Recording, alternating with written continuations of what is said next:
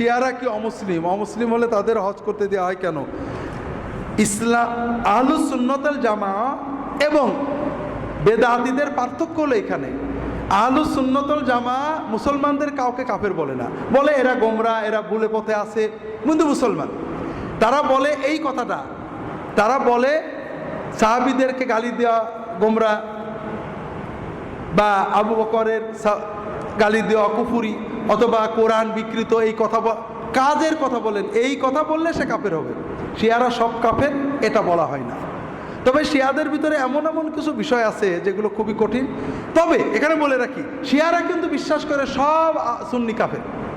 শিয়ার অংশে বলে তোমরা আমাদের, শিয়াদের একই যে লা ইলাহা ইল্লাল্লাহু মুহাম্মাদুর রাসূলুল্লাহ আলী হুজ্জাতুল্লাহ, এই তিনটে বিশ্বাস না করা পর্যন্ত কেউ মুসলমান হবে না। এই জন্য শিয়া বিশ্বাসে কোনো মুসলমানই মুসলমান না। এই জন্যই